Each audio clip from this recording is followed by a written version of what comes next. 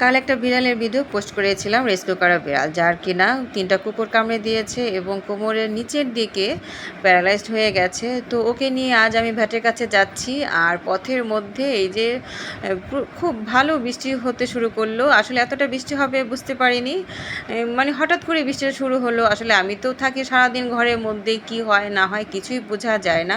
আর আমার বাসাটা এমন একটা জায়গায় রাত দিন সবই সমান মনে হয়, তো মনে হয় রাতটাই আমার কাছে দিন আর দিনটাই মনে হয় রাত, এরকম অবস্থা। আর এই তো বাহিরে বের হয়েছি, মানে ভালোই লাগে, চারদিক মেঘ মেঘ ভাব, তার উপরে রোজা আছে, শরীরটা একটু ভালোও না, কেমন যেন সব কিছু মিলিয়ে ম্যাজম্যাজ অবস্থা। তো ডাক্তারের কাছে এসে, ভ্যাটের কাছে এসে অনেকটা সময় পার হয়ে গেল। ভেবেছিলাম যে তাড়াতাড়ি বাসায় যেতে পারবো, আসলে যেতে পারলাম না। ঠিক ইফতারির আগ মুহূর্তে ছেলেরও খুব ইচ্ছে ছিল যে মা ছেলে বাইরে ইফতারি করব, তো সেটাও হয়ে গেল। এই যে আমরা বাড্ডায় একটা রেস্টুরেন্টে ঢুকলাম, আর এই যে খেতে বসেছি। আসলে খাবারগুলো এত বাজে ছিল, খাবারের বদনাম করা উচিত না, কিন্তু কি করব, রেস্টুরেন্টে খাবারটা খুবই খারাপ ছিল। এই যে আমাদের যে চিকেনটা দিয়েছে, মশলার গন্ধ যায়নি, ভালো করে কষানো হয়নি, আর মুরগিটাও কেমন যেন, সব কিছু। সালাদ দিতে গিয়ে সালাদও ছিল না।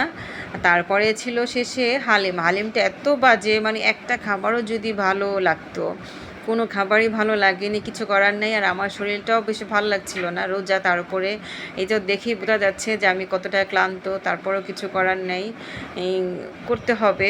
আর যেহেতু আমি সব কাজ একাই করি, আমাকেই করতে হয় ঘরে বাইরে, আমার বিড়ালদের কাজ, তারপর রান্না বাড়া, এটা সেটা সমস্ত কিছু, তার উপর যদি আমি ওদের নিয়ে বাইরে যাই তখন আমাকেই যেতে হয়। আসলে ছেলে ওইভাবে পারে না, আর মেয়েও তারা তো ওইভাবে করে না। তো যা হোক, আমি ডাক্তার সব কিছু দেখিয়ে বাসায় চলে এলাম, ও মেডিসিন দিল, সেগুলো নিয়ে এসেছি। বাচ্চাটার এই যে ওকে তো করেছে, মানে ড্রেসিং করে দিয়েছে, জায়গাটা পরিষ্কার করে শেভিং করে তারপরে ড্রেসিং করে দিল। দেখে খুব খারাপ লাগছে, বাচ্চাটা এত ব্যথা ছিল শরীরে যে সে নড়তেই পারতো না। তো আজ একটু নড়তে পারছে। এই যে আর ড্রেসিং করানো, এখন আমি সকাল আর বিকাল 2 বেলা ড্রেসিং করব। তো এখন আসলে শিখে গেছি। আগে একটা সময় ছিল কাটাছেঁড়া দেখলেও নিজে খুব খারাপ লাগতো, ভয় লাগতো। আর এখন এই যে বিড়াল পালতে গিয়ে এই সাহসটা হয়েছে যে এখন আমি নিজেই করতে পারি। তো সবাই দোয়া করবেন যেন আমার এই বাচ্চাটাও ভালো হয়। আমি জানি না কতটুকু করতে পারবো, তবে হেল্প দরকার, আসলে ওইভাবে কেউ করতে চায় না। তো যা হোক, স্বপ্নাপা আমাকে যথেষ্ট হেল্প করে। আর সবাই ভালো থাকবেন, দোয়া রাখবেন, মরিও আমার জন্য করে। আর এটা আসলে কি করব, মানে সবার যদি সহযোগিতা থাকে সব কাজে, তাহলে সে কাজ করতে ভালো লাগে। এখন আর কিছু বলার নেই, কারণ মানুষকে বিশ্বাস করতে পারে না মানুষের কারণেই। তো সবাই ভালো থাকবেন, আজ এই পর্যন্তই, আল্লাহ হাফেজ।